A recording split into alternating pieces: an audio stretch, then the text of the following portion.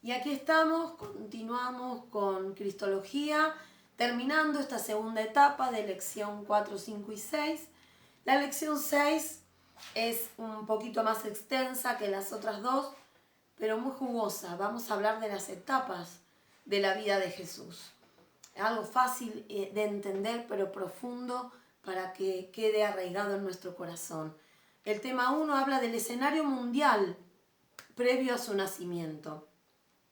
Estábamos, al ser esparcidos el pueblo judío, ¿sí? Luego cuando fueron liberados, muchos se quedaron en tierras extrañas, manteniendo su fidelidad a Dios y transmitiendo así las profecías que anunciaban la llegada de Cristo. Qué importante es que al ser disperso el pueblo judío y haber quedado en medio de distintas culturas, de distintos pueblos, pudieron ir compartiendo la palabra que decía Isaías, de que vendría un Mesías.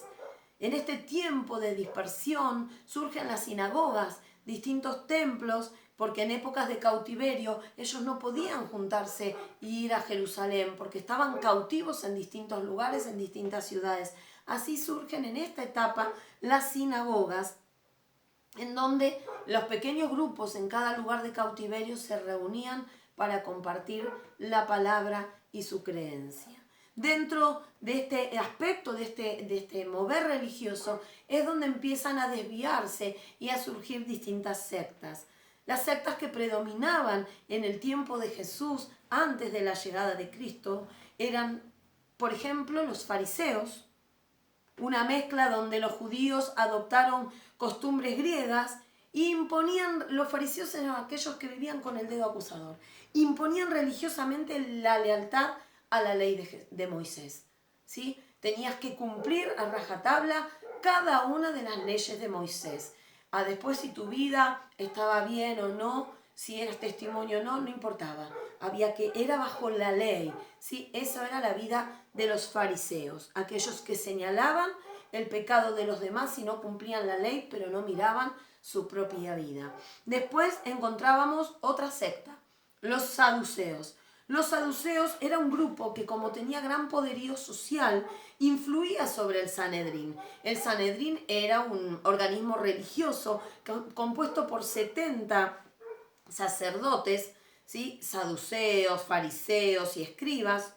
En total era un grupo de 70, y los saduceos eran los que imponían sus ideas porque tenían un gran poder social. Así que eran muy influyentes sobre el Sanedrín, sobre este grupo que estaba a cargo de un montón de decisiones dentro de lo que era religioso en aquella época. Y otro grupo que encontramos son los escribas. Los escribas eran los encargados de escudriñar e interpretar las escrituras, ¿sí? Eran los encargados de copiar los manuscritos originales de las escrituras. Eran considerados de gran autoridad en lo que era la transmisión oral de la palabra de la Biblia. Después, esto es en el aspecto religioso. En el aspecto político, estaba Roma como epicentro del gobierno mundial en aquel momento, y cuando va a nacer Jesús, reinaba Augusto. Así que ahí nos encontramos aspecto religioso, aspecto social, político, y aspecto cultural. En aquel momento se destacaba mucho la literatura y el arte más que la música. Se hablaban 4 idiomas, ¿sí? Latín, hebreo, griego y arameo. El arameo era el idioma popular, el idioma que hablaba Jesús, era el idioma que entendía toda la gente. El Imperio Romano, para estar totalmente comunicado, unificó el mundo a través del tránsito. Entonces, las idas y vueltas de los distintos pueblos para comerciar hacían que también las culturas y los idiomas se mezclaran. En conclusión, todo estaba preparado. Las profecías conocidas por todos. ¿Por qué? Porque al pueblo de Israel estar disperso, lo que ellos habían aprendido lo compartieron con todo el resto del mundo. Idioma popular, entendible a todos, posibilidad de llegar a todos lados. Y antes me expresé mal, una de las cosas que más se destacó en el arte era la música, así que había grandes músicos, y esto también va a ser importante más adelante, ¿sí? El nacimiento de Jesús y su infancia.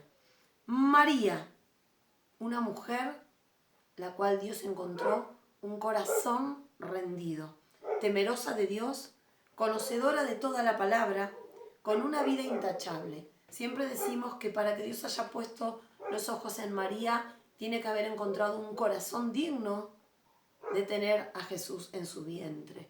No por eso, como hijos de Dios, luego le vamos a adorar. Simplemente sabemos que fue una mujer temerosa de Dios que Dios eligió para un momento específico para cumplir un propósito específico. Pero siempre la gloria es del Padre. Si Dios te usa, si Dios me usa, no es para que luego te canonicen o me canonicen con un nombre importante o aquí está tal líder o tal pastor. Simplemente somos instrumentos. Y en aquel momento María fue un instrumento en las manos de Dios. José, un hombre justo, respetuoso, con un corazón íntegro. Hubo circunstancias que querían frenar la voluntad de Dios. Fíjate que cuando José y María tuvieron que atravesar este momento, no había lugar donde posar. Eso llevaría a que Jesús naciera en un pesebre. Nació en Belén, de Judea, visitado por pastores de los campos de Belén. Mira todo lo que vivió su infancia, ¿no? Que poco sabemos, poco se profundiza, pero hay detalles importantes de su infancia. A los 8 días fue circuncidado y anotado en el libro, ya exaltado por Simeón en el templo, aquel hombre mayor que él decía que no se iba a morir hasta poder ver al Mesías, y así se cumplió, igual que estaba presente Ana.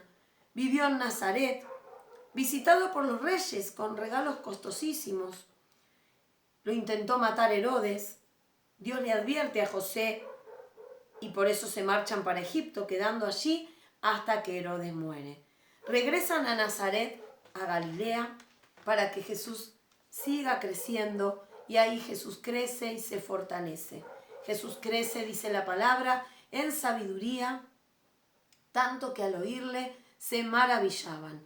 Era un joven respetuoso, que todos se maravillaban al escucharle. A los 12 años, Jesús, luego que sus padres descienden para las fiestas que acostumbraba el pueblo judío, cuando descienden a Jerusalén, al templo, no se dan cuenta, y al regreso, ¿sí? Días de caminata, y al regreso descubren que Jesús no estaba con ellos, no estaba con la multitud con la cual habían viajado.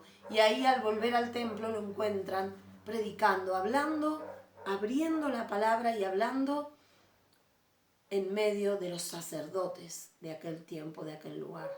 Y ¿sabes qué? Él les dijo: en los negocios de mi padre me es necesario estar. No hay registro alguno desde los 12 años hasta los 30 donde él se bautizó, pero siguió seguramente creciendo en sabiduría y Dios preparando su corazón para lo que había de venir. Antes del ministerio, antes de que él comience a predicar y a sanar y a vivir todos esos 3 años de ministerio, hay una preparación previa. Primero, ¿sí? Hay un ejemplo de obediencia cuando él va a bautizarse. Qué lindo es cuando él se acerca a Juan el Bautista y Juan le dice: yo te voy a bautizar, primo, por favor. Y Jesús le dice: es necesario para que esto quede como ejemplo, para que después los demás hagan como yo hice. Y en el momento que Jesús es bautizado, los cielos se abren y la misma presencia de Dios hablando, y la paloma, el Espíritu Santo descendiendo como paloma. Otra clara muestra de la Trinidad, de los 3 en 1, Padre, Hijo y Espíritu Santo. Juan predicaba mientras Jesús se acercaba al tiempo de su bautismo, que el reino de los cielos se había acercado, ¿sí? Que tenían que arrepentirse, que él bautizaba en agua, pero vendría alguien que bautizaría en Espíritu Santo y fuego, refiriéndose siempre, siempre a Jesucristo de Nazaret. Jesús fue al desierto lleno de animales salvajes, y allí en el desierto Satanás lo tentó. Fue tentado, ¿sí? Con todas las debilidades humanas, pero no tuvo, ¿sabes qué? Satanás no tuvo en cuenta que Jesús tenía la palabra, escucha, porque esto tiene que tenerlo tú y lo tengo que tener yo. Tenía la palabra grabada en su corazón, permanecía en oración y era guiado por el Espíritu Santo.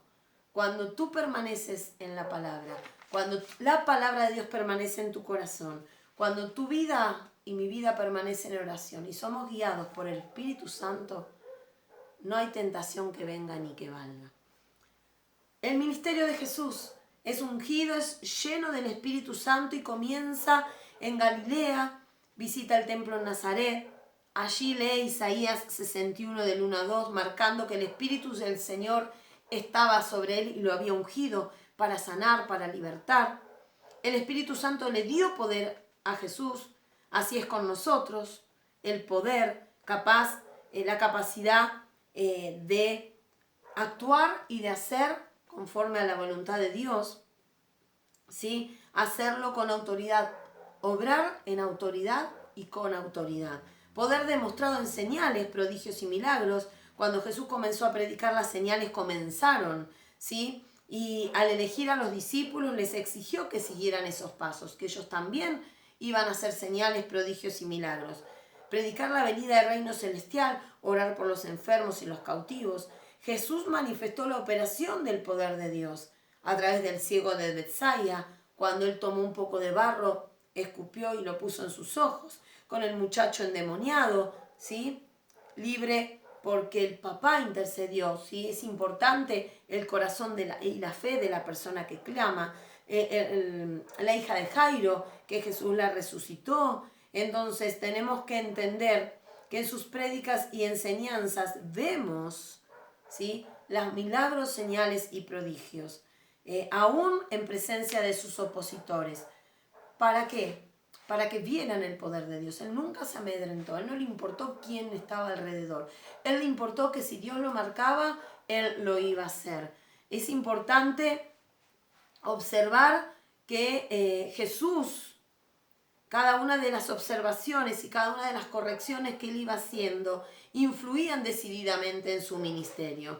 Él no tenía horario para asistir al necesitado. Lo vemos cuando en un día sábado, que los fariseos y religiosos apuntaban como pecado, él les dijo, si los animales aún tuvieran sed, ¿no les darías de beber?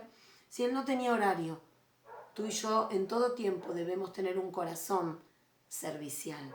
Aun cuando se apartaba para descansar, no se ocultaba de la gente. Tenía disposición para ir donde lo llamaran. Sí, Jesús vislumbró el poder sin límites de Dios. Jesús valoró lo que pensaban de él sus discípulos, más que la opinión general. Tenía compasión por cada vida, tenía paz, tenía tiempo de oración cada mañana, ¿sí? Y si debía tomar alguna decisión, pasaba toda la noche. ¿Y cuántas veces quieres tomar decisiones con un minuto de oración? Cuán importante es entender que desde el principio estamos viendo que Él quiere que seamos diferentes a todos, parecidos a Él. La agonía y muerte de Jesús. Te dije que este capítulo iba a ser un poquito más largo. Jesús, a través del Espíritu Santo, sabía que le iba a traicionar Judas. En la cena Jesús se lo advirtió.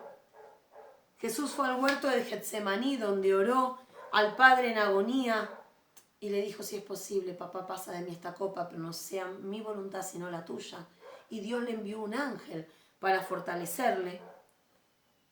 Él fue con 3 más de sus cercanos, fue con Pedro, con Jacob y Juan. Y allí, cuando él se fue a orar, les pidió que por favor velaran y oraran con él. Pero cuando él volvió, les dijo, no pudieron, Pedro, no pudiste ni estar velando una sola hora. Qué importante es no dormirse, qué importante es entender la importancia de todo lo que él manda para bendición de tu vida y de mi vida. Judas lo entrega con un beso por 30 monedas. ¿Cuántas veces? Por un trabajo, por una mejor oferta económica o por alguna actividad particular, entregamos al Señor. Lo tenemos en poco. Jesús fue mansamente. Él no hizo nada en contra, al contrario. Pedro le quiso cortar la oreja a un centurión y Jesús se enojó porque él sabía que debía cumplirse la voluntad de Dios. Este lío que hace Pedro cortándole la oreja a Malco, el siervo del sumo sacerdote, Jesús lo sana y le enseña a no moverse por impulsos, a entender que debemos aceptar los tiempos y la voluntad de Dios. Lo llevan ante el sumo sacerdote, quien lo interroga, y Jesús no se defiende. Yo te pido, hermano, que estoy leyendo porque está totalmente sintetizado para que puedas tener un resumen del libro. Amén. Así que voy a ir guiándome por los apuntes para que no se me haga más extenso, para que en tu vida puedan tener los puntos más claros, ¿sí? Y puedas leer en el libro, en el PDF, cada una de las páginas que están más detallado todo lo que yo te resumo. Solo respondía Jesús preguntas sensatas. Si tú lo dices, tú solo lo has dicho. Él mismo hacía que los que le cuestionaran se respondieran solos. Fue llevado ante el gobernador de la provincia de Judea, ante Pilato. Él era realmente quien tenía la autoridad de liberarlo o condenarlo. Pero como siempre decimos, y esa frase que quedó tan utilizada, Pilatos se lavó las manos. Una vez al año, para las Pascuas, se llamaba al pueblo para dejar a uno libre. Pilatos no encontró de qué acusar a Jesús, pero ante la bulliciosa gente que no paraba de gritar de que había que crucificar a Cristo, él dejó que el pueblo decidiera si Jesús o Barrabás. Esto es por lo cual decimos que se lavó las manos. Pilatos se lavó las manos. El pueblo, que estaba lleno de gente farisea y que Dios lo permitió porque debía cumplirse su palabra y su voluntad, gritaba Barrabás. Y por eso se dejó libre a Barrabás. Jesús iba con la cruz. Un momento tremendo. Hasta que sus fuerzas no dieron más. También esto fue permitido para que viéramos que Él era humano en todo. Continuando, fue ayudado por Simón de Cirene y allí llegaron de esta manera a la Calavera, así se llamaba el lugar. Allí fue donde fue crucificado Jesús, fuera de la ciudad. Junto a él 2 hombres más. Fue escarnecido, fue burlado. Le colocaron un título arriba de la cruz: Jesús Nazareno, Rey de los judíos. Y se pelearon por sus ropas, y se repartieron sus ropas, como había sido profetizado en el Salmo 22, 18. Le dieron a beber vinagre, y cuando él dijo consumado es, allí murió. Cuando Cristo muere se rompe el velo de arriba hacia abajo. A partir de ahí, Cristo nos dio libre entrada y comunión con el Padre. El cielo se tornó en tinieblas. La tierra tembló, se rasgó la tierra. Aún dice que surgieron cuerpos en Jerusalén. Ante esta situación se convierte el centurión. Otros se arrepienten. Y sabes lo importante, es que Él llevó en la cruz la maldición de todos nosotros. Por eso se oscurecieron los cielos, porque en ese instante, en ese segundo, Cristo cargó sobre su espalda, en la cruz, todos tus pecados y todos mis pecados. Y el último punto, el último tema a compartir en este hermoso libro, esta hermosa materia de cristología, es la resurrección y la ascensión de Cristo. José de Arimatea, un miembro del concilio que se opuso a la muerte de Cristo, se encargó de dar sepultura al cuerpo. Él amaba a Jesús y fue ante Pilato para pedir retirar el cuerpo de la cruz y sepultarlo ese mismo viernes al anochecer. Recordemos que tenía que apurarse porque a partir del viernes a la tarde hasta el sábado ya no se podía hacer nada. Así que ese viernes él lo envuelve con un lienzo y junto con Nicodemo, quien llevó perfumes y ungüentos, lo llevaron a un sepulcro en una peña cerca del monte Calvario. Se apresuraron antes que se oculte el sol porque era el comienzo del día de reposo, como te decía, y el último día de Pascua.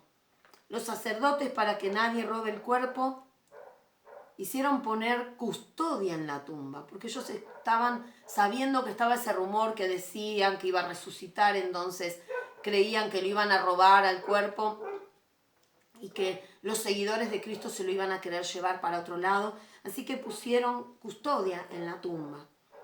Pero la mañana de aquel domingo, un grupo de mujeres que iba hacia la tumba con el fin de derramar perfumes y esencias, al llegar, 2 ángeles le dicen que no estaban allí y que fueran a decirle a los discípulos. De camino, María Magdalena mira hacia atrás llorando y se encuentra con Jesús. Aparece Jesús a sus discípulos, aparece a centenares más. 40 días camina por la tierra siguiendo, dándoles indicaciones a sus discípulos. Y luego es arrebatado en una nube al cielo. Antes de ascender, les pide unidad y oración, esperando la llegada del Espíritu Santo. La resurrección de Cristo se refleja en el cristiano que anhela las cosas celestiales. Qué importante es que entendamos que Cristo murió, se llevó todos nuestros pecados, resucitó y hoy está a la diestra del Padre, intercediendo por vos y por mí. Dios te bendiga, espero que te haya sido de bendición y bastante clara la explicación de estas 3 lecciones. A continuación tienes el examen número 2 de Cristología y dentro de unos días continuaremos con la lección 7, 8 y 9. Dios siga bendiciendo cada una de sus vidas.